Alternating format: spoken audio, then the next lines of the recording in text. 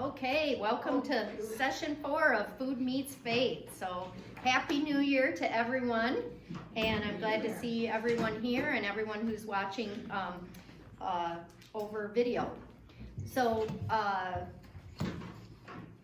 glad that people are back on it. I'm sure that there were, some times, even myself, where we went off, but as I said before, this is like bowling. You got the little bumpers to help us stay in line, or we're going up the hill a couple times, so it slowed us down, but the important thing is we get right back on. So let's open with a word of prayer.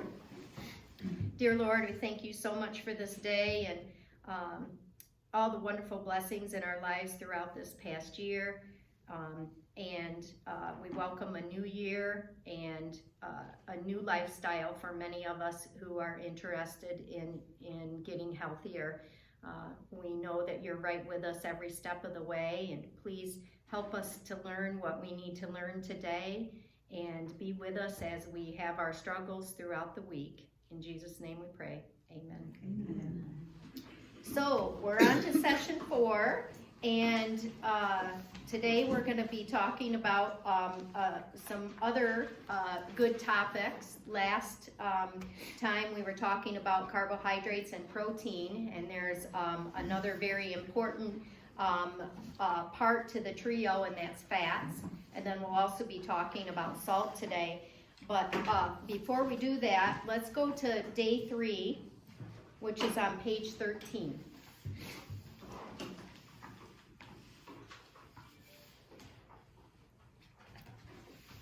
Again, at the top, there's always a Bible verse that is helpful and pertaining to what we're dealing with on each day. And this one is a very, very important one for me when it talks about control. I spent the majority of my life thinking if you did good things were going to happen, and it's not about works. So this was a very important day for me. Trust in the Lord with all your heart and lean not on your own understanding, because we don't understand everything. We don't see everything. In all your ways, submit to him, and he will make your path straight. I think Daryl has even talked about this, but I saw this recently about the prayer where the guy comes and sits down with the pastor, and he said, I've got this prayer, and he said, Dear Lord, I don't like this certain oil. Dear Lord, I don't like flour. Dear Lord, I don't like this. And the pastor's like, what is happening here? And then he said, but all of these come together and make the best biscuits. And it's kind of just like our life. You know exactly what we need, even when we don't need it. And a lot of times these bad things, these things we don't like, all come together for good. And I always think about this program. There's sometimes when not so easy, but if we can stay on that path, there's great things to come. So Isabel talks about in her high school years about, Isabel is the nutritionist that made this book, and she talked about how she and her sister never really liked their bodies.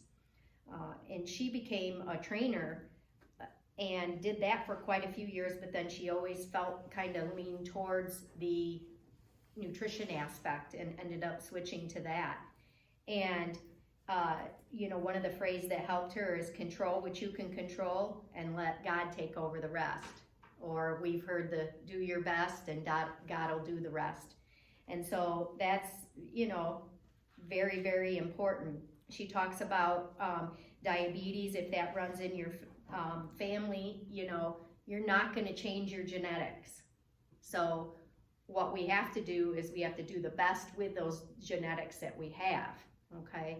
And a lot of what we eat just exacerbates our genetics. So that can make a big difference. So, and our ultimate healing comes from God, whether it's here or on earth, but we are in heaven. And so we can do a lot of stuff on earth, that will help with the healing, as long as we put God first. This program requires commitment. It's also going to require grace and forgiveness. And grace and forgiveness is what we really need after the holidays. I've said this before, but I want to make it clear to everyone. I don't expect everyone to never fail. And if you expect that, there's only one thing that's going to happen: you're going to fail. So today I'm hoping that if we have some free time, I want people to talk about, how they went wrong and then got right back on. And I know I've said this before too, but it's worth mentioning again. If you have something that's not part of it, don't feel guilty about it, control it, and get right back on track. Okay, what we don't want is that mentality of, oh, I've messed it up and I'm gonna not be able to, do this, so I'm just gonna give up. I'm gonna eat what I want this weekend and then get back on track. Well, mostly the back on track never happens, but it's not the one thing that derails us, it's the times afterwards. And a lot of it is the guilt. So we have to, say, Lord, I need you. Those are the 4 things that I do. If I feel like I'm gonna go wrong or I have gone wrong, that's exactly what I do. And it doesn't have to be anything elaborate, just those 4 words. So, alrighty, let's go on to fats, page 47. And the first thing I thought when I got to this is like, I cringed, because I think before I thought, oh my gosh, I can't put these fats in my body. I can't eat these nuts. I can't have the oil that she adds to it. And I thought, yep, I'm just gonna go with it. And it has completely changed things. Now, the one thing that I do have to say, good morning. The one thing I do have to say is my jury's still out, because I haven't, obviously nobody's posting their own personal labs. So I'm interested to see 6 months down the road what our cholesterol and triglycerides look like.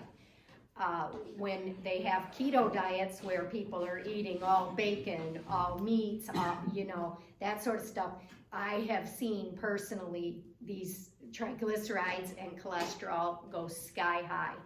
I don't believe that this is what's going to happen with this, because overall we're so much less. I mean, I'm not going through butter like I used to go through butter. And so I think that if we're choosing the right oils, and that is part of the thing that's very important to talk about today, I think that it's going to be, much better. However, I can't, I just wanted to put that little disclaimer in there, because I haven't seen much posted about people's labs. Okay, so on page 47, eating fat is the secret to losing fat. And she says, yep, that's right. So just exactly what I was talking about. And everything, we look for low fat, low fat, low fat. And what does that mean for my people who have been doing this? More sugar and sugar. More sugar. And that's what is our devil. So how could it be that the thing you want to lose is what you need to eat? Well, the excess fat on your body that may be causing some unhealthy symptoms and the fat I will be recommending to you are quite different. In this chapter, you'll learn the difference between good fat and bad fat, as well as why you need to consume good fats every day in order to lose weight and achieve great health. Okay? Why does the body store fat? Whenever you eat more food than your body needs, or you eat food that cannot be readily used by your body for energy, which is in all of our processed foods, and then refined carbohydrates, this excess food is stored in reservoirs in your body. And it's your body's way of saying, well, we don't need this right now, but maybe someday we will, so we'll keep it. And that is what exactly your body says when you don't eat. So I know there's lots of intermittent fasting and that sort of thing, And again, to me, that's something that isn't always obtainable. And so your body will get used to that. And as soon as you change it, then the weight's going to come back on. So, and this is what I really like, because if you're not eating, you're going to hold that fat. Your body's going to hold that fat, give away muscle, because fat is more to the body in regard to the energy than it is the muscle. So it'll just give away your muscle. So some people would lose weight because muscle weighs more than fat, but it's not, not the right way. So,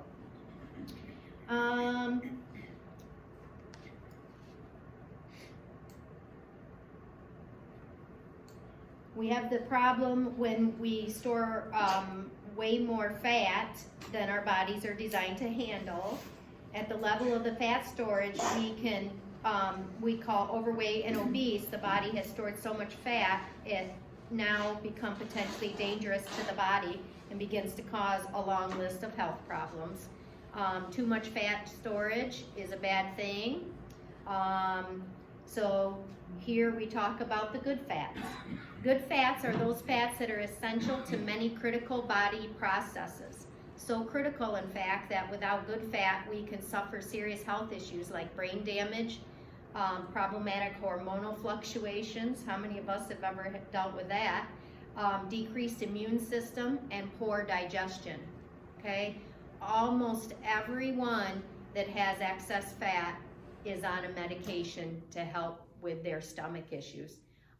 And I used to have a ton of stomach issues. If I didn't eat the right things or I ate the wrong things late at night, I would be up putting the fire out.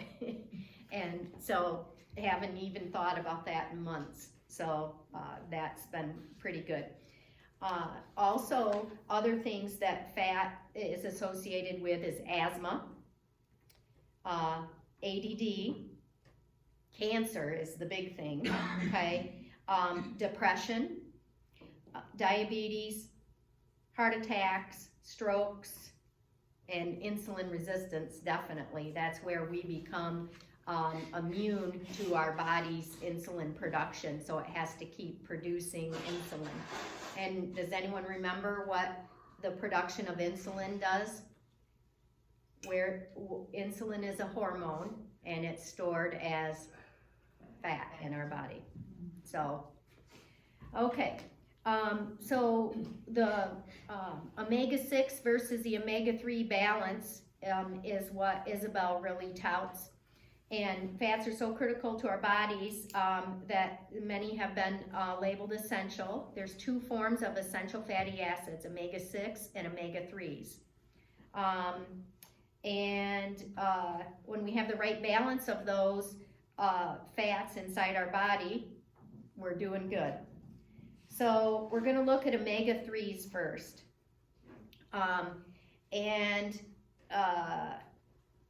She's talking about exaggerating her claims, but it's so true. Accelerated fat loss in people who have not been able to lose weight in the past.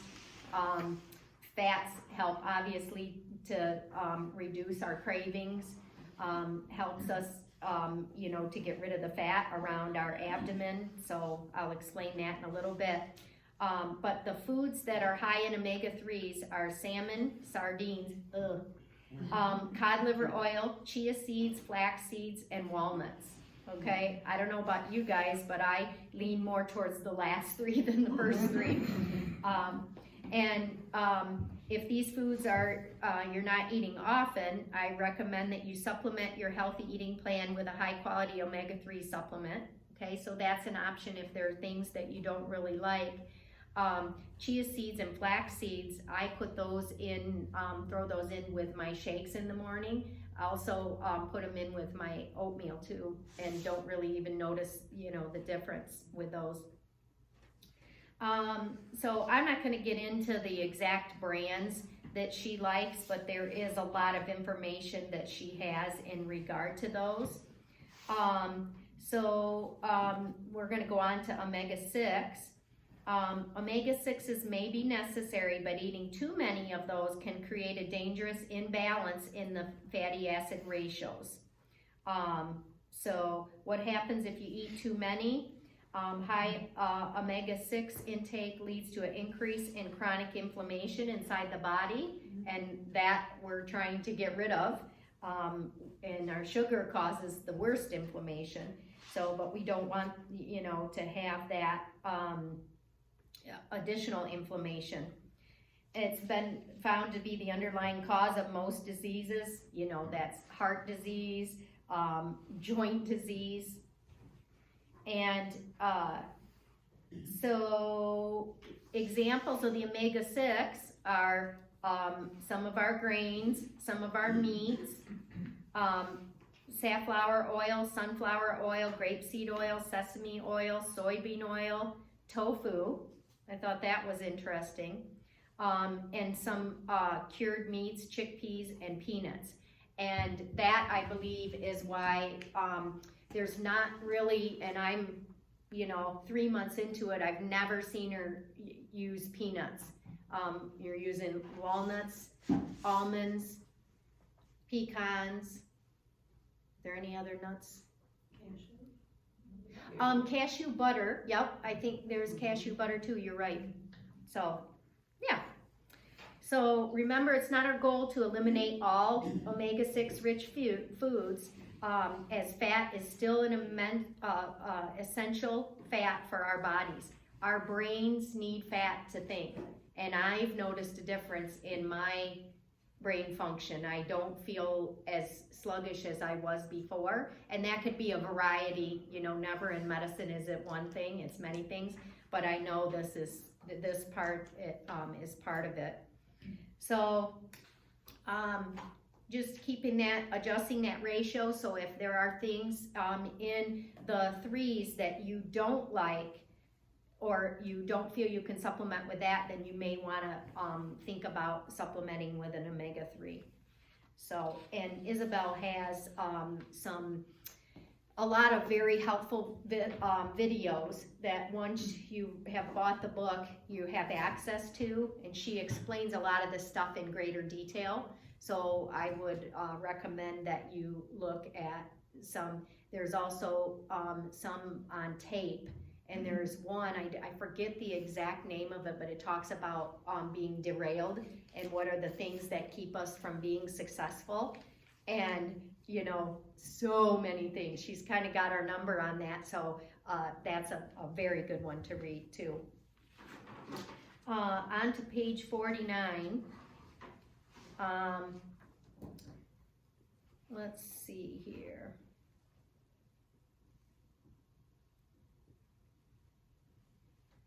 I want to talk about the different oils. The most detrimental fats are hydrogenated ones called trans fatty acids, and you'll see those in your ingredients list. These are commonly listed as hydrogenated oils or partially hydrogenated oils on your labels, and should be avoided at all costs. Hydrogenation is a way to refine. It's a chemical process, and it helps them last longer. And to hydrogenate a liquid vegetable oil, the oil is washed, bleached, and deodorized, and then heated to a high temperature along with a metal catalyst. So that whole sentence right there sounds really appetizing. So the molecular structure of a trans fatty acid is closer to that of plastic than to that of a normal fatty acid. And that's what, like margarine, they say is only one molecule off of plastic. So, yeah. And by the way, I have to be careful about my facial expressions, because I thought Daryl was just like going through the entire video and finding the funniest picture of me to put on the website. Now, I don't think my pastor would ever lie. He says that YouTube does that to try to get it for people to look at it. So the last one was hilarious. I had this funky laugh on my face. But how about the second one where I was like this? And Daryl's was the very exact same thing. And I was giving the credit to Daryl, so it was you two. So, as Daryl says, so. All right. Quick question about. Sure. You mentioned, margarine. What about the, I can't believe it's not butter. I mean, is that the same category as margarine? If you look at your categories, it's in there. It's in there. Yep. And that's the thing. You just have to be vigilant in looking at that, because nobody thinks, oh my gosh, I'm going wrong today by doing those things. But you just have to look, because myself, I'd rather save my stuff for something that's going to be more enjoyable than something like that, and it all adds up. So, okay, soybean oil, one of the most common sources of trans fat today. It's an ingredient in many of the processed foods, some of which may be lurking in your pantry right now. I did clean my pantry out and sent a lot of stuff home with the kids. So they're going to have to be in sugar prison when they come to my house. Saturated fats, seems like the world of health and nutrition is shifting quite a bit when it comes to saturated fat, where people were definitely afraid of it in the past. In recent years, we've kind of come around more towards that. Heart disease results from the consumption of saturated fats. This is why our protein-only diets are not so good. And then if saturated fat consumption actually decreased, then what increased? The average intake of dietary vegetable oils in the form of margarine, shortening, and refined oils increased by about 400%. So we think, okay, back when, a lot of people used lard to cook with, and we think, oh my gosh, if we did that today, well, a lot of the stuff is so much worse than the lard of the olden days. Plus, I don't think great-grandpa or grandpa or grandma went through the drive-through and, we're eating all of that. So, given the data, the saturated fats have apparently been falsely accused. And so that is one question I thought of, as I'm thinking back and trying to make sense of all of this. I think that, that was a good statement for her to say, because sometimes we chase our tails, we think something's good, and it ends up being very bad. So now we're going to talk about the good stuff, coconut oil. And I thought, coconut oil, that sounds crazy. But it really works good. Especially, I use it for all of my muffins that we make throughout. It really makes a very good taste, and you feel like the moisture is so much better than some of the others.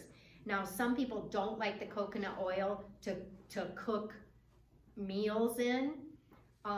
So the other one would be avocado oil is a good one. And the reason why we do that, and somebody holler, feel free to read it, but it talks about your different temperatures in cooking. So olive oil is a good oil, but that should only be in our dressings and stuff that doesn't get cooked. So you'll see that she uses it for that, but not. So unfortunately, you have to get different oils, but it's fine because you're not using them any quicker than you would if you were just doing one oil. And that works really good. So it breaks down, and then it doesn't give us that balance that we need. So that's why we want to lean more towards our avocado and coconut oil. Let's discuss butter for a second, since many people's jaws drop when she tells them They use butter instead of margarine or any of those fake butter products on the market. And it's because butter, and she wants you to try to find the more organic or the more raw ones. It has high levels of the saturated fat, but the trans fats, the sugars, and the processed grains are the problem, not these fats, okay? So I thought it was interesting when I read the sentence, butter is one of the healthiest whole foods you can include in your diet. And it goes again, it's completely opposite of what we've heard for years and years and years. Right. That's really eye-opening. Right. And I like how she always addresses those things, because sometimes you just feel like people are just rushing through and don't want you to, you know, read the fine print, but she points those things out. And though I'm here to tell you, I did the same thing, and I have a medical degree, you know, so that's why I'm so excited about this program, because I feel she puts it for everyone to understand. And if you can just read. Did you have a chance to read any stuff? The book's on its way. Oh, okay. Okay, good. What about you, Casey? Oh yeah, I read a whole lot. Yeah. I think I'm on day 5. Yeah, it just, I feel like you just get going and you wanna Yes. keep reading. And, you know, I'm not so good about that with medical books. So, but I didn't feel any yawning coming on when I was reading all this. Has anyone had any experience with ghee? Because I have not. I've seen it before. Yes. Okay, tell us a little bit about that, because she's saying ghee is clarified butter. So tell me. It's very rich. Okay. It adds an element of richness to whatever you're cooking. Okay. And it's similar to butter. Okay. In Doesn't flavor. burn like butter does. Yeah. Okay. It's maybe nuttier. I don't know. It's very smooth. Okay. And a little goes a very long way. Okay. So if you, because there's not a whole bunch of recipes with butter in it, but there are. Do you go 1-to-1 for the butter, or? So I prefer butter. But I Okay. do have experience with ghee. Okay. I have All right. ghee in my refrigerator right now. Okay. So if a recipe calls for it, I'll use it. But it's Okay. not my go-to. Okay. All right. Is that same with you, Sandra? I had never, till Davis had a recipe that required ghee, and Okay. so we bought it, so it's still in my refrigerator. And I've Okay. done a couple of things with it since. It's amazing with game, like venison. Oh. It really adds, I don't know if it takes away some of the gaminess. Yep. But like tenderloins, Mm-hmm. I mean, I've never had them better prepared with ghee. Okay. Great. You know, Good to know. So, all right. A lot of people I had mentioned before are on some sort of a stimulant that depresses your acid production. We call them proton pump inhibitors. Your omeprazole, your Nexium, your Prevacid, all of those things. And we don't like long-term use of it. But when people feel horrible, what do? We keep prescribing it time after time after time. And as I told you, I'm not using any of that stuff anymore, where I would have been more prone to it before. Well, this ghee has the ability to stimulate the production of stomach acid, which is very, very important. We need the stomach acid to break down the foods in order to get the nutrients. So that's why so many people don't absorb, so they're overweight, their stomachs feel horrible, they're getting the calories from the food, but they're not getting the nutrients from the food. And so those are the ones that you're giving all the extra supplements to, because their food isn't working. And then it also in turn has negative effect on your bones.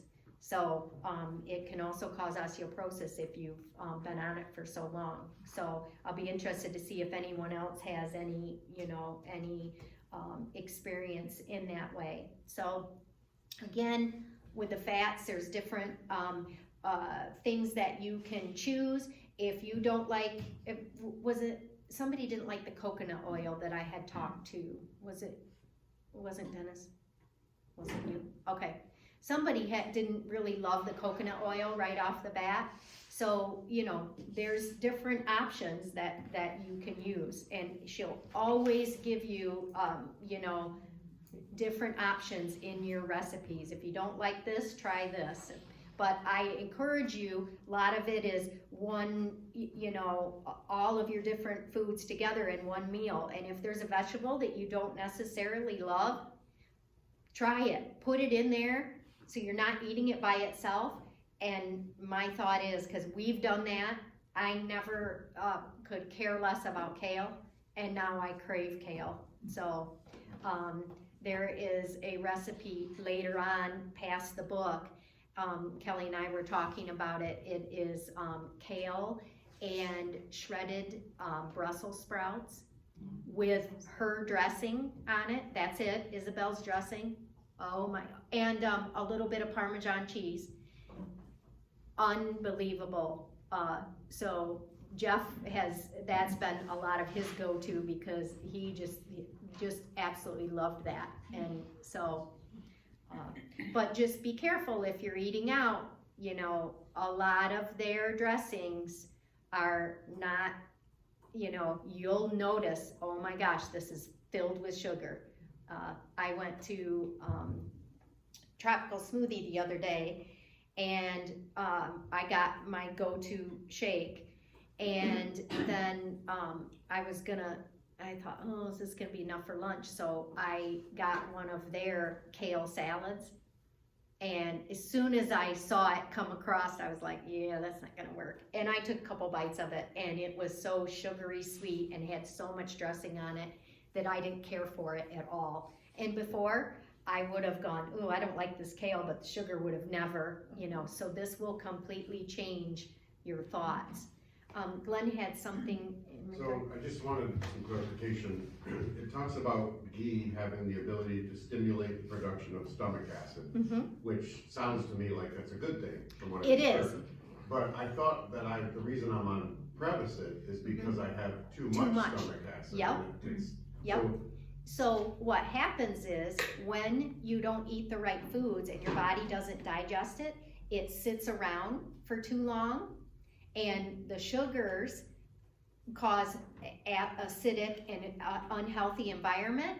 So the acid rips a hole in your stomach, which we can't have. So that's like the ultimate worst thing, okay? And so it is better than not. But my hope is you'll be able to wean off of that as, you know, all of this changes, and we need to have that. And the stomach is supposed to be, the lining in your stomach and your mucous membranes and your colon are supposed to be able to withstand that acid.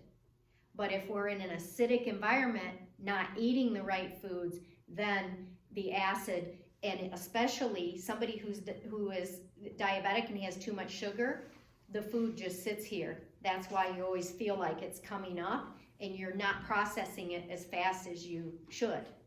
And in the program, you'll notice that the bowel function is completely different. At first, I was a little bit slower, but after, 4 weeks, I felt like everything, is just working so much better and so much more regular. So that's part of the reason why. So it's just that it sits there, and our foods, the foods we don't eat. If I would eat sugar late at night, like a hot cocoa, I knew I was gonna be up all night with the acid production. So during the day, we're moving and, helping stuff to go through. But at night, and if our pants are too tight, we're pushing it up, doing the same thing. So that's why we always recommend loose clothing and not eating, late at night. So, anyone else? Did you have something? No? Okay. All right. So let's move on to salt, because this was also very helpful for me in treating my patients. Many people follow a low salt diet. okay?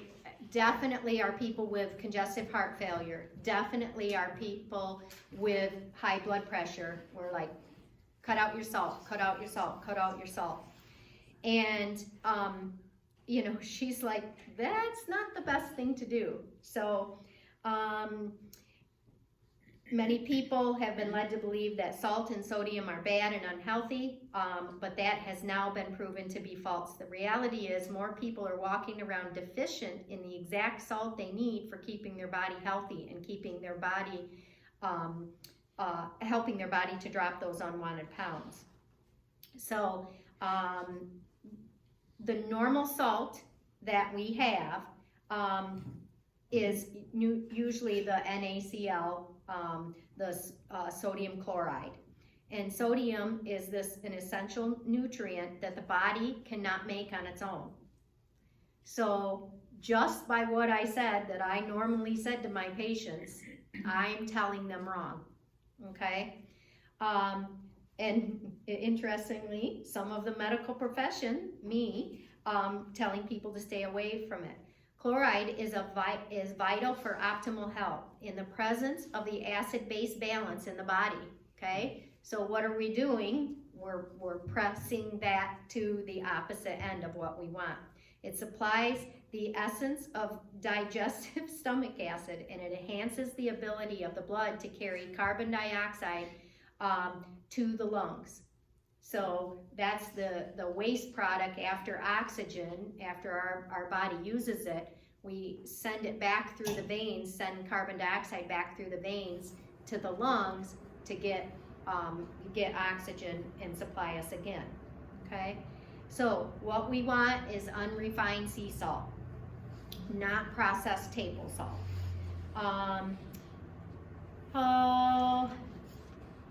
Let's go down.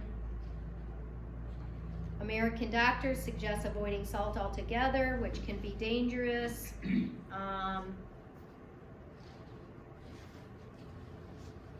Gotta ask what type of salt. Some doctors are now beginning to see that the low salt diet can cause high blood pressure instead of helping to resolve it. And I just can see the look on my patient's face. I'm like, okay, you've got all this edema. How are we doing with salt? I swear I haven't, you know. And in the back of my head, I'm thinking, you must have, because look at this. And, you know, so this has been a lot of humble pie for old Miss Sara. So unrefined sea salt aids in balancing our sugar levels.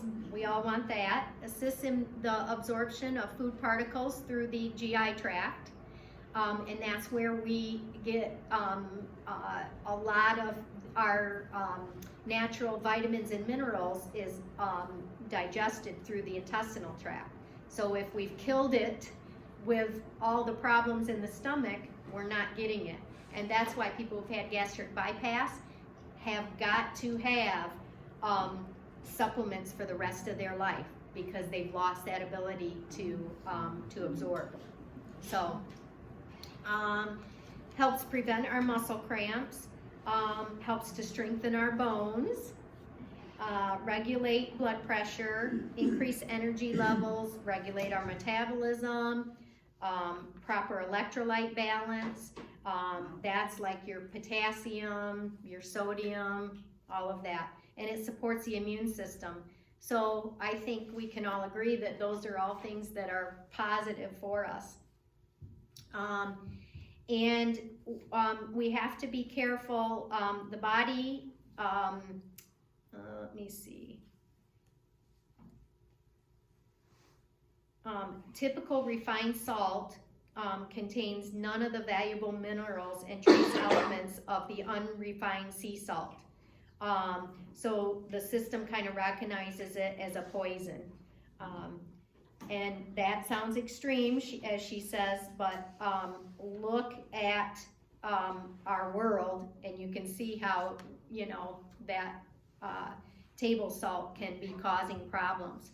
Now, what are the things that table salt has that we need? Iodine, okay? So that's why, you know, put that in there is because patients, if you don't have iodine, this happens a lot in the third world countries, there's a lot of things that can be caused, rickets and all that kind of stuff. And so she talks about the iodine in here too, but we're running out of time. So that is important to read about with that iodine, of why that's important. But the sea salt is easy to find, and I have people that have had high blood pressure and have already started doing that, and things have changed radically, both with their blood pressure and their edema, because that's really what we see. A lot of people will say, oh yeah, I had some ham yesterday, and you know, it's that quick, they get that. So, okay, so those are the things that was in the last session. So for next session, we're going to do day 4. We're gonna do dairy, that's an important one, and also soy. So those are good. Maybe not as important as our carbohydrates, our fats, and our proteins, which she has in all of her things. We have it very well, you know, balanced out. So,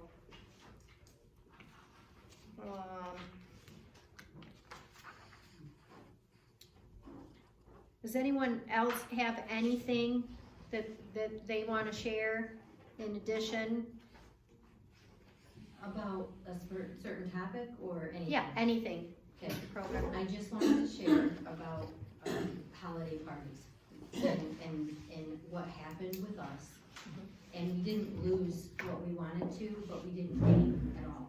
Mhm. So we continued to lose through the holidays, beginning at Thanksgiving. We're on week 12 of the program.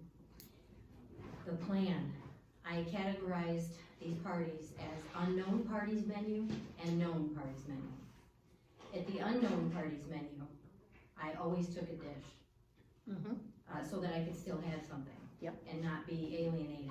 Mm-hmm. And then once on site, make a plan as to what you're going to allow yourself to do. Yep.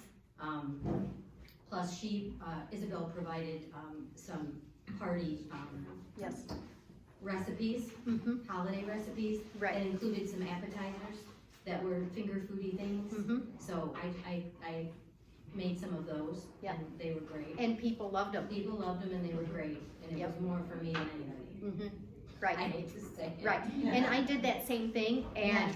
my appetizers were one of the first ones to go. Gone. Isn't that And wonderful? nobody, I didn't even tell my No, kids, no. because, you know, sugar No. prison, I didn't even tell them. And they were like, oh my gosh, Mom. So, Yes. you know, thank you for that, because that is so important. And, you know, I said, I had cookies, it's okay, you know, I made sure they were small ones, and I felt satisfied. And before, I would have had to have 5 of those cookies. Right. And still not felt satisfied, and then 15 minutes later, what are you doing? You're just like, did I just do that? Right. So there's the known parties menu, Okay, second to this. okay, And still take your own dish, maybe, if you can. But make a plan ahead of it, ahead of the party. Not arriving to site, but make a Right. plan. And if you're giving yourself permission, still make the plan Mhm. and tell your accountability partner what the plan is. Mhm. Okay, speak it into life, right? Right. And then follow through when on Yes. site. right. And the day of the party, don't skip meals or snacks. No, Drink that's more the worst water during that Mhm. than you're supposed to. She recommends half of your body weight in ounces daily. Yes, So we've talked about Make that. sure before the party you do that, Mhm. and pray for strength. Right. Ask God, I need your strength. Yeah. And I always make sure that you know, because you think, how I would have thought before is eat less on that day. Right, And Right. that just derails you. So what I do, if I don't know, and it's not something like, if it's something where you can't bring something, yes, then we will eat before. You know, Yes. like we've gone to ones where it's been pizza parties and, Yep. you know, no availability for our kind of pizza, which Right. is awesome, by the way. It is.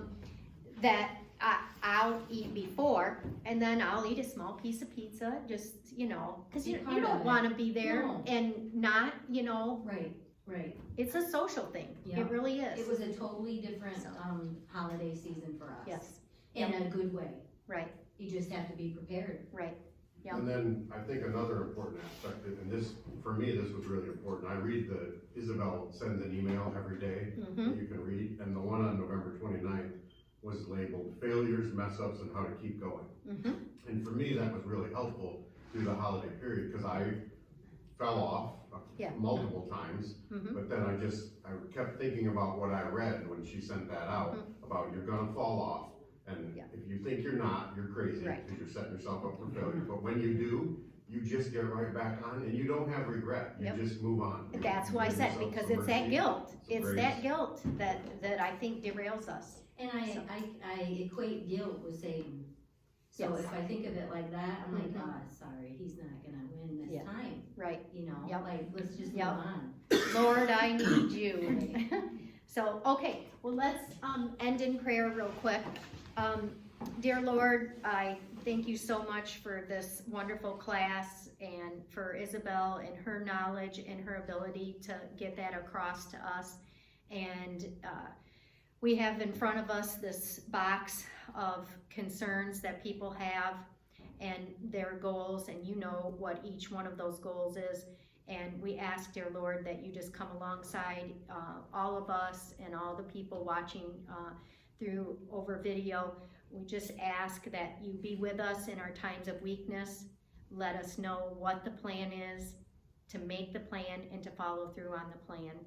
And so our lives can be so much more fruitful and enjoyable and most importantly healthy, dear Lord. And we thank you for being our ultimate doctor. It's in your son's precious name that we pray. Amen. Amen. Okay. Awesome, guys. Thank you, Sarah. You are very inspiring, Sarah. Very inspiring.